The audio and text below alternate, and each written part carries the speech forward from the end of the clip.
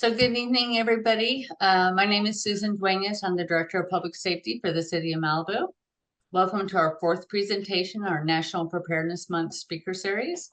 Tonight we have Nick Graehl, an engineering geologist from the Department of Conservation Tsunami Unit, and Matthew Palmer, a senior emergency services coordinator, tsunami planning coordinator with Cal OES, which is the Office of Emergency Services. They'll be discussing Malibu's vulnerability to tsunamis and how the alerts and warnings work, how we get the information, and we can also let you know how you can make sure you get those alerts, and then how to prepare and what to do if a tsunami strikes. And just in case you didn't notice, the presentation is being recorded so that we could post it on our website for later viewing and for those who weren't able to attend this evening. So with that, I'm going to hand it over to Nick and take it away, Nick.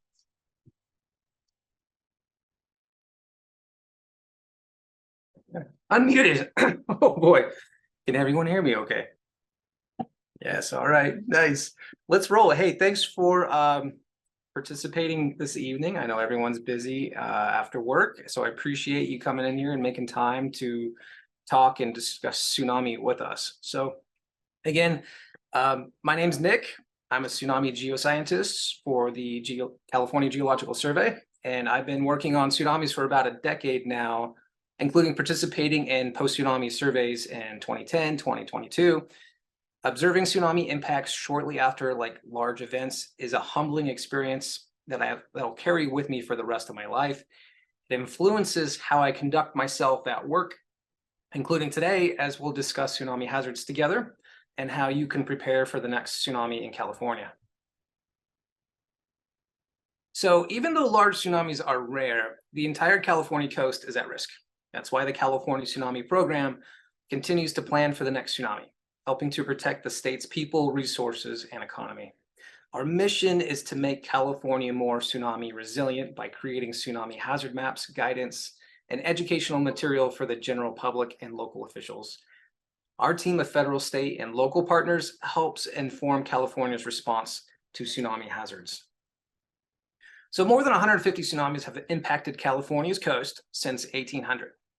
Many are barely noticeable, but nearly a dozen tsunamis have caused fatalities or significant losses.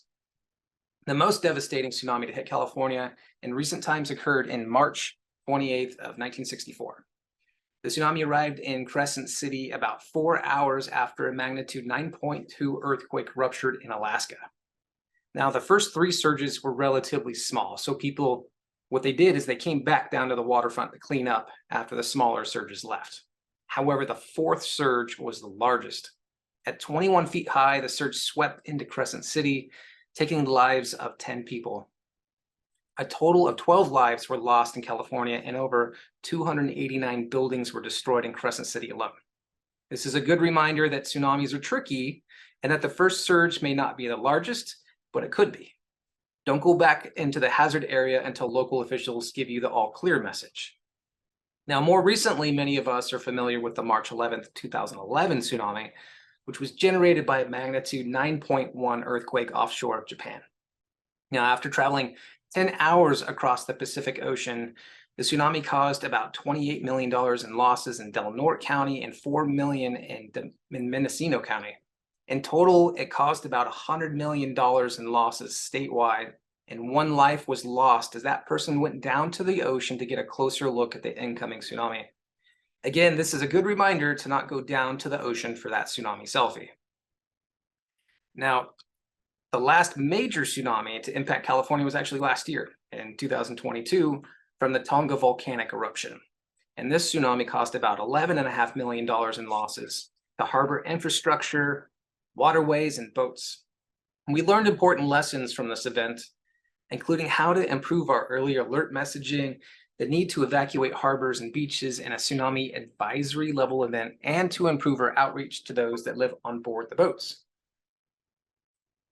So about 85% of tsunamis are caused by large earthquakes below the ocean floor. The remaining 15% of tsunamis can be caused by volcanic activity, like the Tonga volcanic eruption, or landslides, certain types of weather, and asteroids or comets that impacts the Earth's surface. So most tsunamis, right, are caused by large earthquakes below the ocean floor. When a large underwater fault shifts abruptly, it displaces or it lifts up the ground, causing the water above it to lift up. And waves are generated and move out in all directions across the ocean. Now, tsunami waves can travel as fast as 600 miles per hour out in the open ocean, which is about the same speed as a jet plane. As the waves enter shallower water along the coast, their speed slows, waves compress, and they build in height. So I'll show you a quick 1-minute video demonstrating earthquakes are caused subduction by zone the earthquakes. movement of the huge tectonic plates that continents sit on. And what happens is they come together, and one, in this case, the Pacific plate, is moving below the Japanese or Eurasian plate. Now it causes that plate to bend when it sticks there. There'll Oops, sorry. Continue on. be a bit too much friction, it'll stick, pressure builds up until suddenly it's released and flick. Have a look at this. Now this is the tectonic plate that Japan is sat on, and here's the Pacific plate coming down underneath it. Now normally they want to move together at about 9 centimeters a year, but sometimes they get stuck. And when they get stuck, the energy of them moving together gets translated to strain energy, literally flex and bend in these huge slabs of rock. Now that energy builds and builds, they're flexing and bending more and more. When they finally slip, that stored energy, all that twist and bend in the rock gets released into sudden movement, like that. As you can see, it literally flicks up, moving the ocean floor above it, which moves the ocean, causing a tsunami.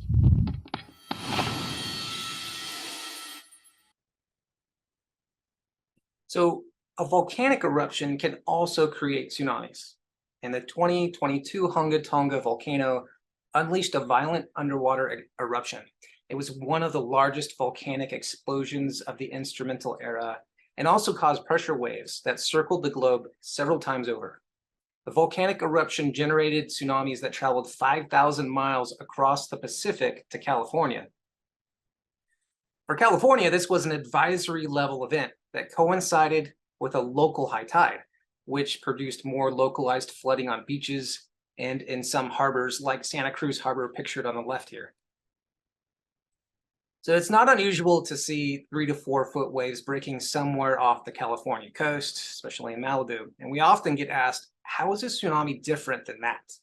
Well, a wind wave breaks along the coast in this circular curling wave. Water flows onshore and then out in less than a minute. Regular waves are good for surfing, while tsunamis are not. More on that in a bit. Now, tsunamis, on the other hand, are generated by the displacement of a lot of water. Large tsunamis can travel across the entire ocean, impacting coastal locations far away. Now, a tsunami has many surges. The first surge is almost never the largest, but it could be. The danger period can last 24 hours or more, as it did in California when the 2011 Japan tsunami arrived. And tidal levels can affect the impacts of tsunami, as we saw in Santa Cruz Harbor as the 2022 Tonga tsunami arrived at high tide. Now, the water height animation at Newport Beach here compares a series of surges from both swells and tsunamis. The animation on the left shows how swells have a minimal impact on water height within the bay. Typically, wind waves approaching the coastline have a period of about 8 to 20 seconds on average, which reduces the potential for flooding areas inland. Now, the animation on the right shows how a tsunami with a similar wave height would impact the same area. Tsunami peak surges arrive about every 20 minutes, allowing the volume of water in the bay to build up over time. The water height increases in the bay as tsunami surges continue to approach and enter the narrow opening of Newport Bay. But even if tsunamis don't flood on shore, they can still do a lot of damage because they cause strong and unpredictable currents in and around narrow openings, like harbor entrances or narrow areas of harbors. Tsunami events can last for a very long time with many surges, and often the first surge is not the largest. Remember the 1964 tsunami in Crescent City? These factors are what make tsunamis, even seemingly small tsunamis, dangerous. And no, you cannot surf a tsunami, nor would you want to. Tsunamis have no face to surf like a regular ocean wave, and they can be filled with dangerous debris. During the 2022 Tonga tsunami, we saw firsthand how dangerous it was for surfers to be in the water during the tsunami advisory. The San Francisco Fire Department at Ocean Beach had to rescue vetted, experienced surfers. Don't put yourself or first responders at risk just because you wanted to try and surf a tsunami. When there is a tsunami warning or advisory, it's far safer to surf the web from your couch. Gotta get those dad jokes in there. There's a lot of misconceptions about what tsunamis look like. TV and movies tend to depict tsunamis as these apocalyptic-sized curling waves, similar to what was recently shown on the TV Fox show 911 in Santa Monica. But in reality, every tsunami is unique. Some can get quite large, but most are small. Tsunamis may look like a sloping wall of water or a river in flood, and they're often choked with sediment and dangerous debris. However, flooding from tsunamis can also look like this. And these videos are from Santa Cruz and Ventura harbors. And it doesn't take much to have strong tsunami-induced currents that can be hazardous to harbors, boats, swimmers, and surfers. So tsunamis can be generated in any large body of water. They can strike any coastal area all around the world. Now, certain coastal areas are particularly vulnerable to tsunami, include beaches, bays, lagoons, harbors, and coastal rivers. California can be impacted by both local and distant tsunamis. So what's the difference between a local and a distant tsunami? A distant source tsunami is generated by an earthquake from a faraway source, sometimes on the other side of the ocean. The earthquake will not be felt because the source is far away. Furthermore, there will be time to issue and respond to official notifications. Distant tsunamis can arrive in 4 to 13 hours, depending on where they originate. Now, the largest distant source tsunami threat to California and for Malibu is from a massive earthquake in the Alaska Aleutian Islands region. And it would take about 4 hours for a tsunami to arrive along the northernmost coast up in the California-Oregon border, and about 5 hours and 20 minutes to arrive in westernmost Malibu. This should be enough time for everyone in California to evacuate by foot. We do not recommend evacuating by car, as you could easily get stuck in a traffic jam. In addition, parts of PCH may be closed to through-going traffic. The best bet is to walk to high ground, which for people in Malibu isn't that far away. So local tsunamis, on the other hand, can be generated by the sudden movement of offshore faults, like the Cascadia subduction zone, but also by submarine or coastal landslides. The underwater landscape offshore of California reveals there's areas that have experienced large landslides in the past, capable of producing local tsunamis. One example location is off the coast of Los Angeles, as shown in the figure on the right. Now, a submarine landslide will generally not be large enough to travel great distances, but it can generate a local tsunami that can arrive along the coast in minutes. So historically, there have been 2 possible submarine landslides that have caused a local tsunami in LA County, one in 1879 and the other in 1930. In both of these cases, an underwater landslide was triggered close to shore by an earthquake. Even though locally generated tsunamis are rare, they can arrive within minutes, so it's important to know if a tsunami is coming. So official tsunami alert messages will only be provided in distant source tsunami events, as there will be enough time for official notifications to go out. Notifications may come from wireless emergency alerts as text messages broadcast over the radio, TV, outdoor sirens, or from local officials. Tsunami.gov is the official online source for tsunami event information. You can check that out later. So with the short amount of arrival time from local sources, it's important for you to know how to recognize and respond to natural tsunami warning signs. Remember, the felt earthquake will be your warning. If a tsunami is generated, it could arrive in minutes. There will be no time for an official warning. So if you are in a tsunami hazard area, go to high ground or inland as soon as possible. Do not wait to be told, and encourage others to go and leave with you. Natural tsunami warning signs are as if you feel a strong or long earthquake, you hear a loud roar from the ocean, or C, a sudden rise or fall of the ocean. And any one of these may indicate danger, so don't wait for all three warning signs. So you may not get both an official and a natural warning, so just be prepared to respond immediately to whichever you receive first. So signs like the ones shown here have been placed in coastal communities across the state. These signs help locals and visitors know if they're in a tsunami hazard zone. So follow evacuation route signs or get to high ground as soon as you're able. Remember, if you're at the coast and feel an earthquake, go to high ground or inland. Do not wait for an official notification. It's always better to err on the side of caution, even if the earthquake didn't produce a tsunami.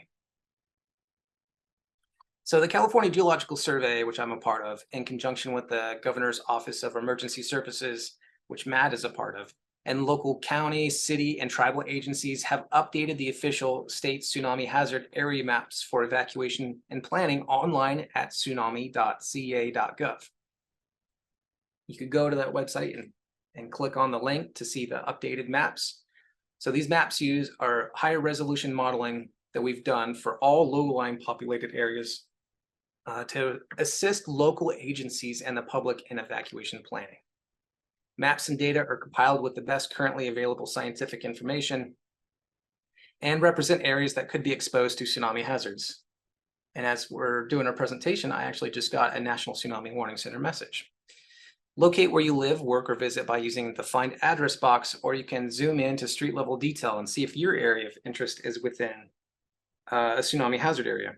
And again, the message that came in said it was a magnitude 5.4 in Sandpoint, Alaska, and a tsunami is not expected. So we are good. So tsunami hazard area maps are grouped by coastal counties. And so you could click on a county and it'll take you to its own webpage with additional resources, including how to get more local information. So the maps are meant to warn people in advance if they're in a tsunami hazard zone and how far they need to go to reach safety. Remember, you don't have to run to the mountains to be safe. And 99% of the time, we're not going to see this tsunami this large, but it's good to prepare for the worst. And if you want to learn more about tsunami preparedness information, including how the updated tsunami hazard area maps were created, you can check out our state tsunami website again and click on the California Tsunami Preparedness Guide, which is shown here. And here you could browse basic tsunami information, see recent damaging tsunami events in California, and get tips on how to use the updated tsunami hazard area maps. In addition, there's tsunami preparedness information for recreational and commercial boaters. So let's watch just a short video on how a tsunami in Japan helped California plan for the next tsunami.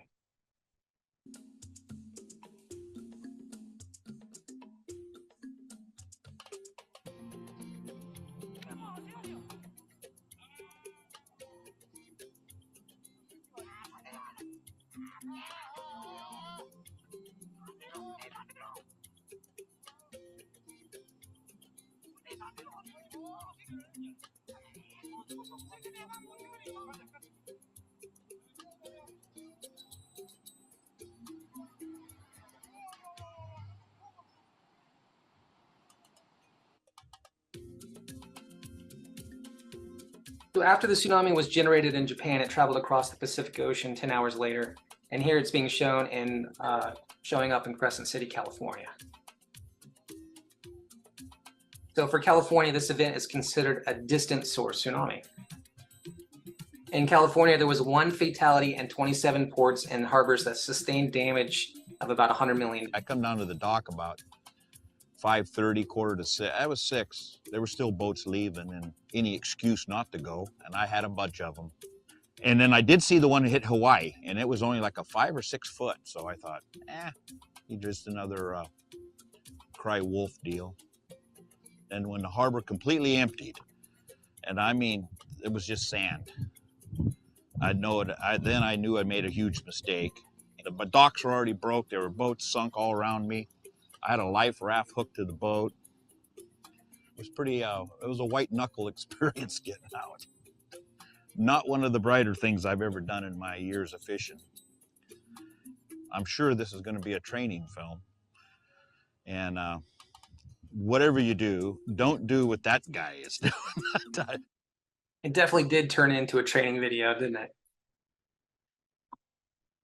So for more information, you could visit the City of Malibu's Tsunami Preparedness webpage, where you can read more about tsunami and earthquake preparedness. Now, also don't forget to prepare your pets and animals too, right? So that's one thing that most folks don't think of. So in summary, even though large tsunamis are rare, the entire California coast is at risk. California has a history of damaging tsunamis, which have resulted in loss of life and severe damage to harbor and coastal areas.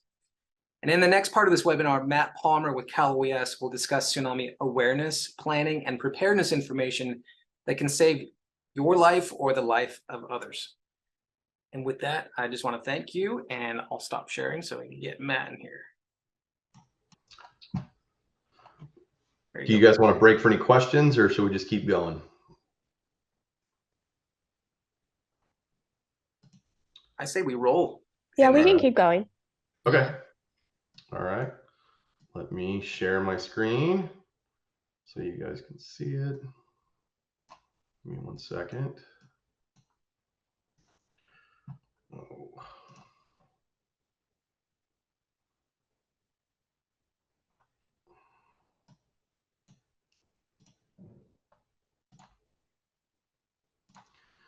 All right. I'm assuming you guys can see it. Looks good. All right, perfect. Make sure we're on the same one here.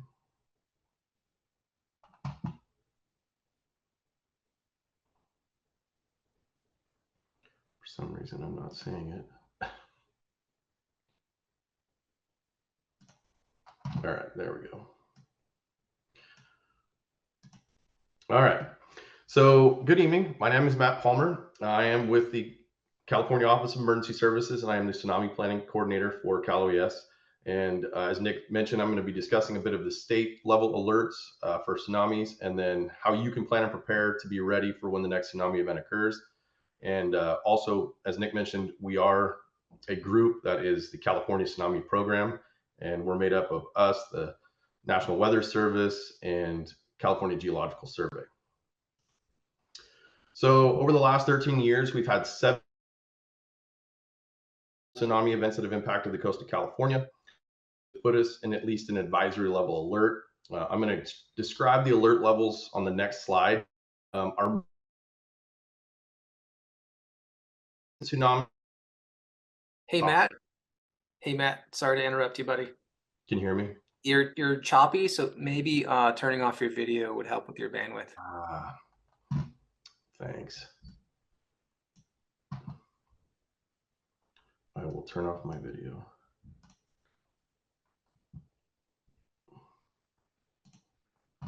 Is that helping at all? Loud and clear. All right. Thanks, buddy. I appreciate it. You got it.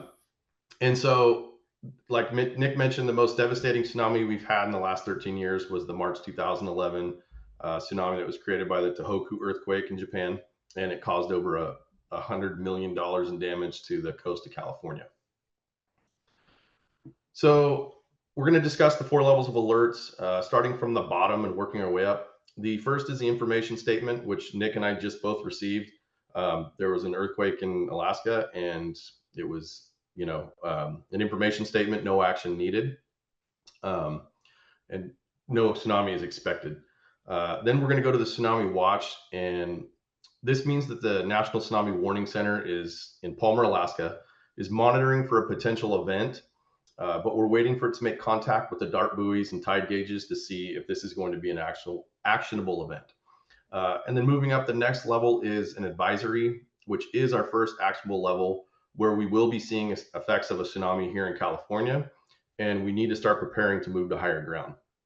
An advisory will have more effects on beaches and harbors, but not as much on land flooding. And then lastly, we have the warning, and this is the highest level of tsunami threat we will see. This means that you need to move to high ground immediately and move away from coastal waters, beaches, move inland, and listen to your authorities before returning for the all clear. And I'll talk a little bit more about that later. But these are the level alerts, and this is a lot of the time what you're going to see that the news is going to show. I don't really want to side off too much on this, but I kind of want Nick to discuss this a little bit real quick. So as you can see on these alerts, it says 1 to 3 feet or 0 to 3 to 1 meter, 3 feet plus. And a lot of this goes into, you know, people will see this alert and go, that's tiny, that's not a big wave. So Nick, can you explain a little bit about that real quick before I move on? Sure. Just like in some of the animation that I showed in Newport Beach, where we were comparing swells versus tsunamis with the same wave height. So a wind wave or a swell of say like 3 feet or greater, you're going to have less impact from the swell or a wind wave than you would from a tsunami, because the wavelength of tsunamis are so much larger, and there's so much more energy in a 3-foot tsunami than there is in a 3-foot wave, that it's going to push itself inland much farther. And some of those wave periods could be like 20 minutes, right? So it's just going to push much more water. You're going to have much more energy and potentially greater impacts from a 3-foot tsunami than a 3-foot wind wave. Perfect. Yeah, exactly. So that's kind of one of the things that we have to deal with, is if when these alerts go out and people see them come across the news and they go, oh, 3 foot, you know, I surf waves bigger than that, I want to go down and surf it. I'm trying to explain to them that it's not the same thing as a you know, wind wave or a swell. It's a big surge, and it's a lot more powerful than just a regular wave. So let's go over how you will receive some of these tsunami alerts. These alerts are generated by the National Tsunami Warning Center, which I said was located in Palmer, Alaska. There are actually 2 tsunami warning centers. One is located in Honolulu, Hawaii, which is called the Pacific Tsunami Warning Center, and they cover the Caribbean, Puerto Rico, and many islands and territories out in the South Pacific, as well as other partner countries. Whereas the National Tsunami Warning Center issues alerts for Alaska, British Columbia, Washington, Oregon, and California. So the National Tsunami Warning Center sends out its alert level, which simultaneously goes to our Cal OES state warning center. We'll then call the warning points for each county that could be affected. And then from there, the county warning points will reach out to the county offices of emergency services or management, who will then start their local alerting procedures. And during a warning level event, the National Weather Service will automatically send out a wireless emergency alert, or a WEA. And that's the only time that a WEA will be sent out, is at a warning level event. And during a warning or advisory level event, the local counties and special districts will have the option to send out a WEA or other alerting platforms that they may use. And simultaneously, information will be going to the public through television, radio, NOAA weather radios, as well as social media platforms. So a lot of ways that it's going to come and you will receive this information, but this is the way that the state operates their warning system. So it comes from NTWC, goes to our warning center, and then we send it down to the counties and locals.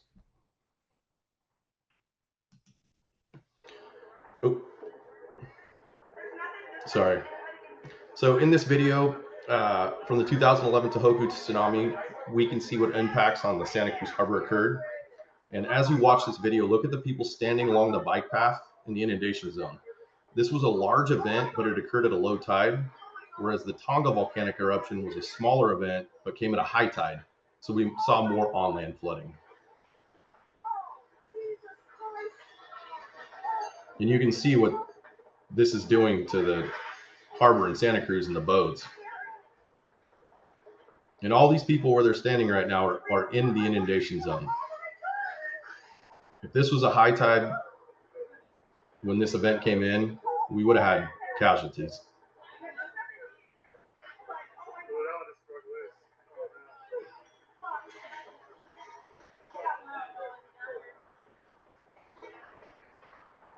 So please listen to your locals' emergency alerts when they're telling you to evacuate or go to high ground. This is why we want you to move. Don't be one of these statistics.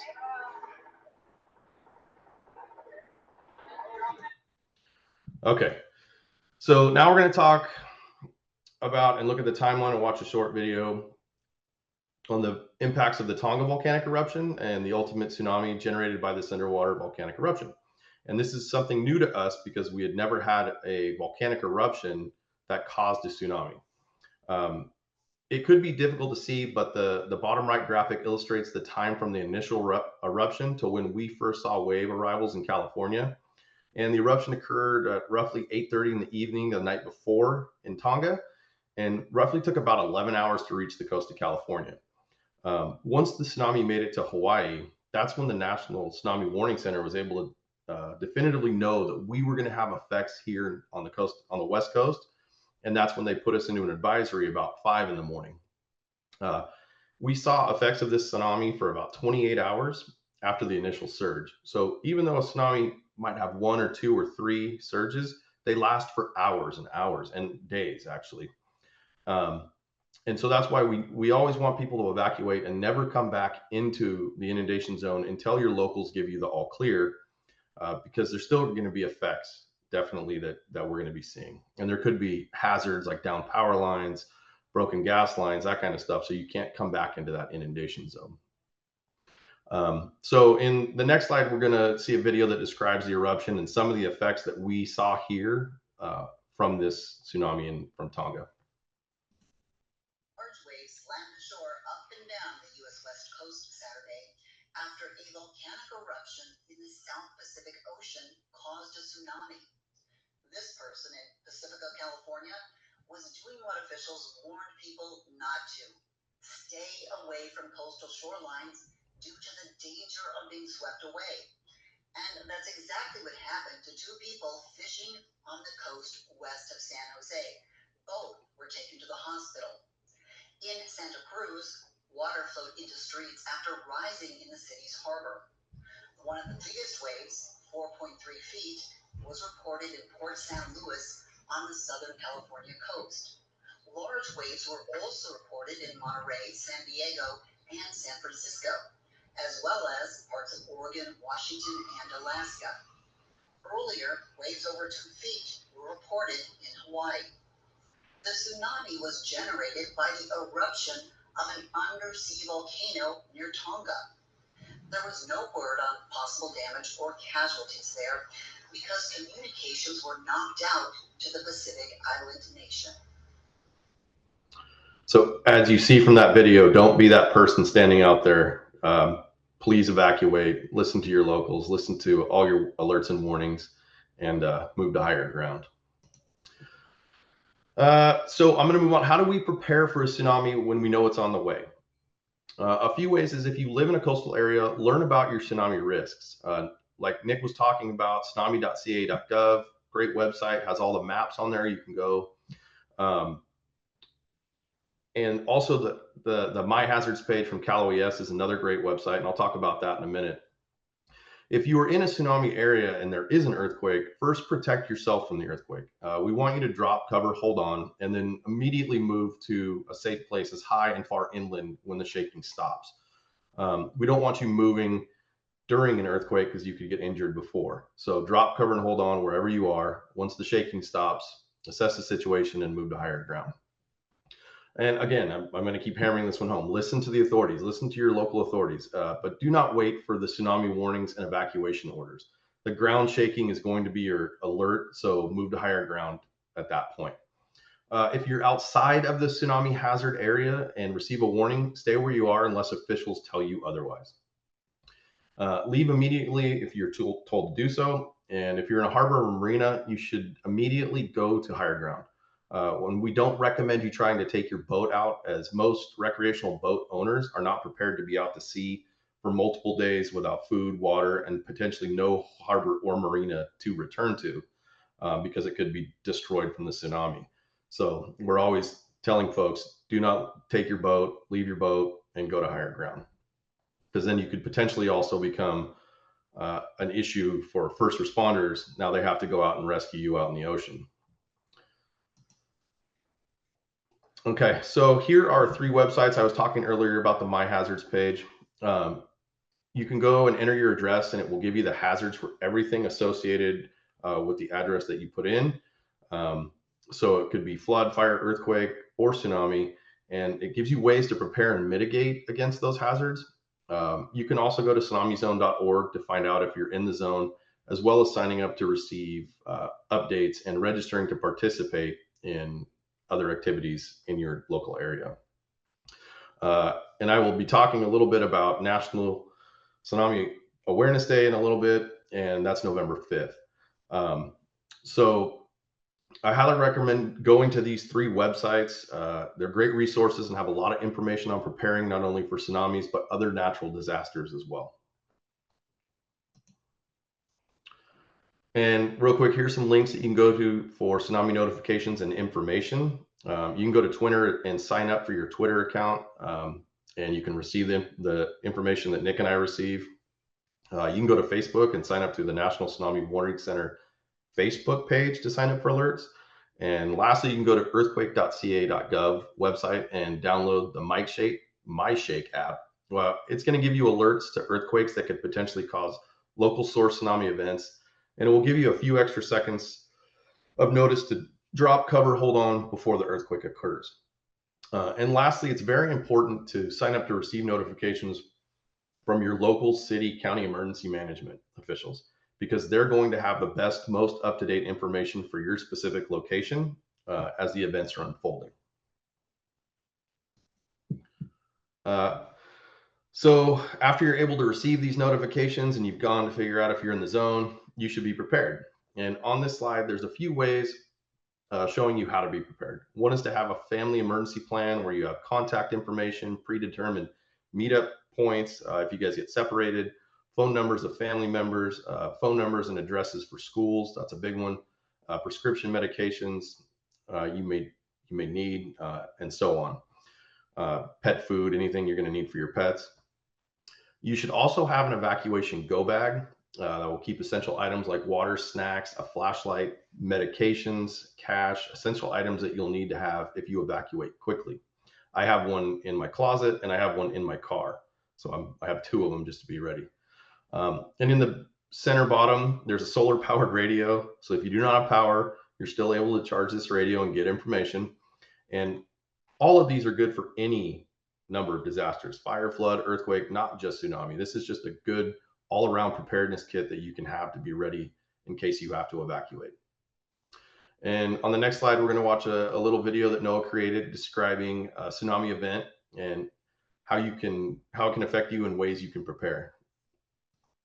I love this video. This is like everything I'm telling you in a little video. Information on the table. While more common in the Pacific, a tsunami can strike any coast, anytime. It's one of the most destructive forces in nature. A series of waves, usually caused by an undersea earthquake. These powerful, fast-rising floodwaters can smash everything in their path. Even small tsunamis can be dangerous, especially to swimmers, surfers, and boats in harbors. But there are ways you can prepare. First, understand the warnings. If an official warning is issued, do what it says. Just as important, pay attention to warnings Mother Nature provides. You may feel a strong or long earthquake. You may see the ocean suddenly rise or fall, or hear a loud roar. If you experience any of these, a tsunami could be coming. Protect yourself. Quickly move to high ground or inland, away from the water. Stay out of the tsunami hazard zone until officials tell you it's safe. The first wave may not be the last or the largest. Dangerous currents are possible for several hours or days. Prepare yourself by doing a little homework. Think of places where you spend your time and map out routes to safe places, high ground or inland, away from the water. Practice walking these routes so they become familiar. Be prepared and stay safe. I love that video. It's great. It like consolidates everything I want to say into 1.5 minute video. So this is the same slide Nick had. This is a lot of great signage that we put out throughout the state of California. I do a lot of the work with these, getting the locals these signs, getting these tsunami kiosks with the evacuation maps that Nick created. These are, sometimes you'll see them, but most of the time, all 20 coastal counties have these blue signs up and posted. And these are just a great tool and a resource that we love to use. Here, photos showing the evacuation route signs, as well as the arrows and the entering and leaving tsunami hazard zone signs. And like I said before, we have all of these in all 20 coastal counties that we have. So for the 20 coastal counties, we have 15 that are along the coast of California, and then 5 inside San Francisco Bay. So that's why we have 20 coastal counties. So how do we get prepared for a tsunami? We get involved. We need to do drills and participate in tsunami walks to ingrain that muscle memory of the evacuation routes that we'll need to take in case of a tsunami alert. And if you visit tsunamizone.org, this is where we house a lot of great resources, like how to put on a tsunami walk and other resources you guys can utilize to get your community members involved to plan tsunami exercises. And I'll talk a little bit about Preparedness Day or Awareness Day in a minute. Here we go.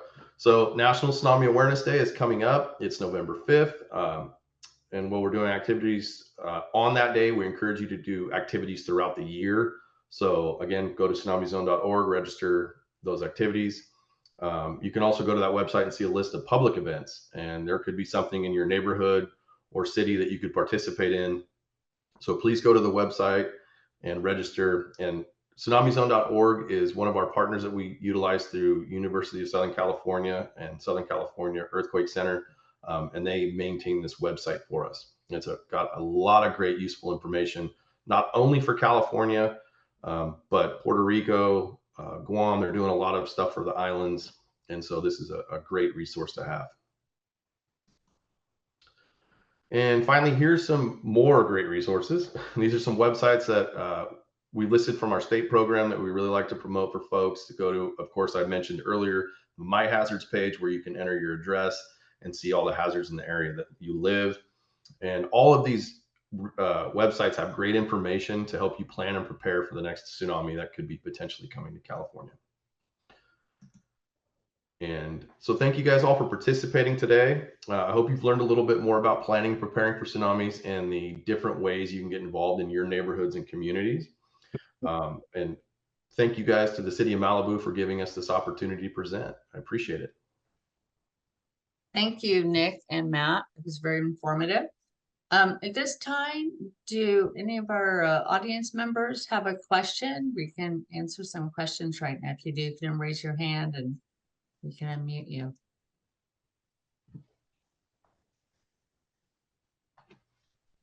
And I'm not seeing anything.